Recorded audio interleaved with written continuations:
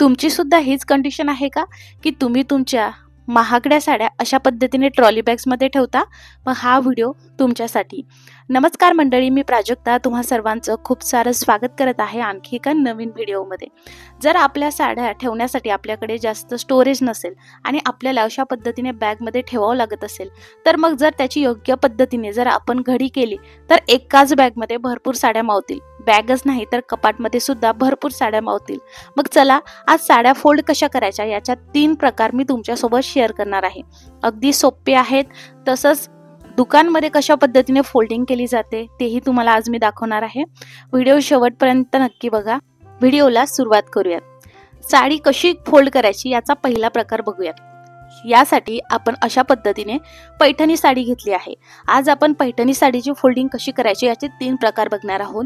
Designer साड्या कशा fold करायचा येणाऱ्या नवीन व्हिडिओमध्ये तुम्हाला नक्कीच भेटेल आणि मी लवकरच शेअर करेल.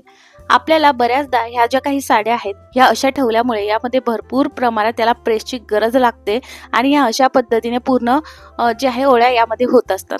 काहीच हरकत नाही, जेव्हा आपल्याला घालायची असते तेव्हा आपण नक्कीच त्याला प्रेस करतो. पण जर आपण त्या व्यवस्थितरित्या ठेवल्या तर किती भारी होईल ना. तर ही साडी मी घरच्या घरी ड्राय क्लीन केली आणि ही प्रेस केली नाही, कारण मला सुद्धा बॅगमध्ये ठेवावं लागतात. सो मी रिस्क घेत नाही. जेव्हा मला घालायचं तेव्हा मी प्रेस करते.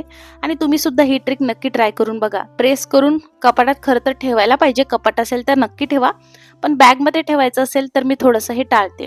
आपल्याला अशा पद्धतीने साडी पूर्ण फोल्ड करून घ्यायची आहे.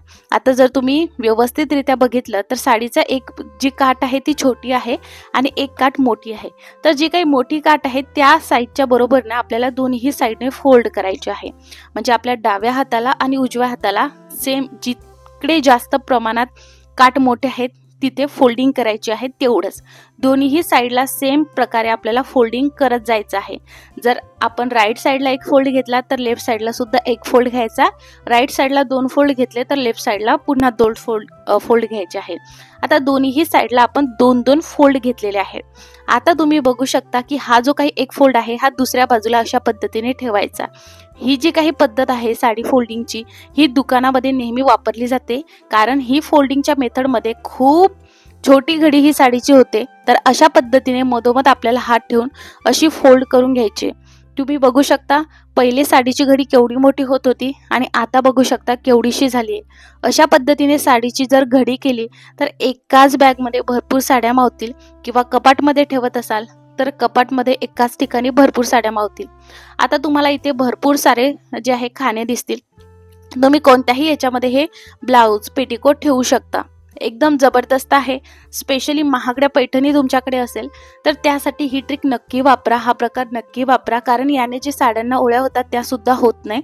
अशा प्रकारे तुम्हाला तुमचा ब्लाऊज यामध्ये ठेवून द्यायचा आहे आणि खालच्या अजून एक पॉकेटमध्ये तुम्हाला तुमचा पेटिकोट ठेवायचा आहे.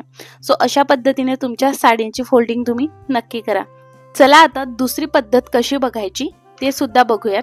तर शक्यतो ज्या महागड्या साड्या आहेत त्या फोल्ड केल्यानंतर हवं तर त्याला कसल्याही प्रकारचा कव्हरचा वापर करायचा. स्पेसिफिक साडीसाठी जर कव्हर तुम्हाला विकत घ्यायचं नसेल तर कोणत्याही पॉलिथिनचा वापर तुम्ही नक्की करू शकता. कसा ते मी तुम्हाला समोर सांगणार आहे. अशी फोल्डिंग तुम्हाला करून घ्यायची आहे. सेम आपल्याला हे बेसिकली माहिती असतं. त्यानंतर अशा पद्धतीने त्रिकोण फोल्डिंग आपल्याला करत जायचं आहे.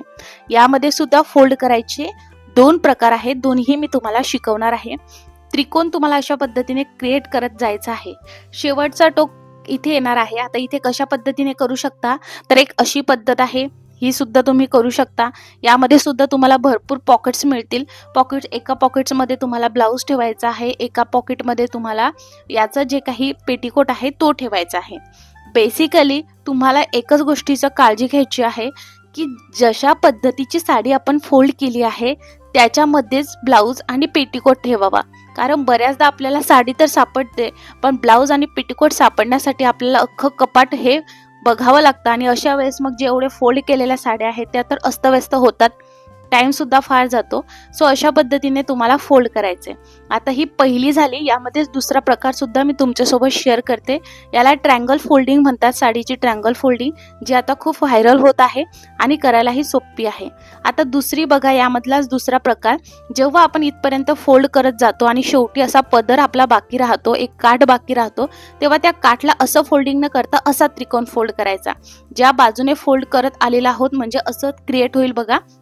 आणि हवं तर ह्या ज्या त्रिकोणमध्ये बारीक घडी करायची ब्लाऊजची आणि ती सुद्धा तुम्ही ठेवू शकता, पण ही खूप आत होईल. म्हणून मग मी काय करत आहे, ही त्रिकोण फोल्डिंग एकावरती एक घेऊन यामध्ये आता भरपूर पॉकेट्स तयार झाले आहेत. या पॉकेट्समध्ये आपल्याला ब्लाऊज पीस किंवा ब्लाऊज शिवर शिवलेला असेल तर ब्लाऊज ठेवा आणि पेटीकोट ठेवायचा आहे. तर तुम्हाला हे दोन प्रकार कसे वाटले मला कमेंट करून नक्की सांगा. सगळ्या महिलांवर्गांपर्यंत आपला हा व्हिडिओ नक्की शेअर करा. प्रत्येक पॉकेटमध्ये तुम्ही मस्त असं आपलं ब्लाऊज पीस, पेटीकोट किंवा त्यावरचं जर काही मॅचिंग तुमच्याकडे असेल तर ते सुद्धा तुम्ही ठेवू शकता. जसं की शॉल वगैरे असते किंवा काही ॲडिशनल असेल ते सुद्धा तुम्ही यामध्ये ठेवू शकता. बऱ्याचदा जर तुमच्याकडे मोतीचे हार असेल तर एक झिपलॉक बॅगमध्ये ठेवून ते सुद्धा तुम्ही या साडीमध्ये ठेवू शकता. म्हणजे मॅचिंग हार त्या साडीवरती तुम्हाला तेव्हा बाकीचं काही ॲडिशनल करायची गरज पडणार नाही आणि मेन म्हणजे ते हार सुद्धा व्यवस्थित सिक्युअर राहतील. सो ही सुद्धा टिप तुम्ही नक्की ट्राय करू शकता. आता माझ्याकडे बघा पॉलिथिन नव्हती, अशी अगदी व्यवस्थितरित्या पॉलिथिन नसल्या कारणाने मला जी सापडली मी ती या साडीसाठी वापरली आहे. त्यामुळे तुम्ही कसलीही वापरू शकता, तेच मी तुम्हाला आधी सांगितलं. चला साडी फोल्ड कशी करायची याचा तिसरा प्रकार बघूयात. अशा पद्धतीने पहिले फोल्ड करून घ्यायची आणि नंतर दोन्हीही काठ अगदी मधोमध आणायचे आहे. फक्त आपला एक फोल्ड झालेला आहे जर तुम्ही व्यवस्थितरित्या बघितलं असेल. आता एका बाजूने जे आहे आपल्या साडीचे काठ मोठे आहेत आणि एका बाजूने साडीचा काठ छोटा आहे. तर जो साडीचा काठ छोटा आहे तो छोटा काठ आपल्याला साडीच्या मोठ्या काठमध्ये टाकायचा आहे आणि वरच्या पॉकेटमध्ये टाकायचा आहे. खूप इझिली जातो. ही जी काही फोल्डिंगची मेथड आहे ही सुद्धा खूप भारी आहे. एकाच पॉकेटमध्ये तुम्ही ब्लाऊज ठेवू शकता, पेटीकोट सुद्धा ठेवू शकता. दिसायला सुद्धा सुंदर दिसते, ओळ्या जास्त पडत नाही. सो ही सुद्धा फोल्डिंग तुम्ही नक्की ट्राय करू शकतात. कितीही तुम्ही हलवलं तरी सुद्धा हे पडत नाही. असे हे भारी 3 प्रकार आहेत. आणि या पॉकेट्समध्ये जे आता वरचं पॉकेट आहे त्यामध्ये भरपूर स्पेस आहे. सो त्यामध्ये पेटीकोट आणि ब्लाऊज आरामात बसतं. हा व्हिडिओ जर तुम्ही फेसबुकवर बघत असणार तर लाईक आणि फॉलो नक्की करा. आणि अशा पद्धतीने नेहमी आपल्याला पॉलिथिन वापरायचा आहे जेणेकरून धूळ वगैरे बसणार नाही. पॉलिथिन नसेल तर तुम्ही डायरेक्टली काय करू शकता, मार्केटमधनं साडीचे जे कव्हर असतात ना ते पॉकेट्स अगदीच आणून ठेवू शकता. मेशोवरती सुद्धा भरपूर अशा ऑफर्स असतात. सो तिथून सुद्धा तुम्ही ऑर्डर करू शकता. महागड्या साड्यांसाठी अवश्य ह्या वापरलंच पाहिजे. चला आता तुम्ही ना एकाच फोल्डिंगचा जे आहे पूर्ण साड्यांची घडी करा जेणेकरून जर तुम्हाला हे बॅगीमध्ये ठेवायचं असेल तर हे व्यवस्थितरित्या बसेल. ते कसं, आता इकडे वेगवेगळ्या प्रकारच्या साडीची फोल्डिंग आपण केलेली आहे.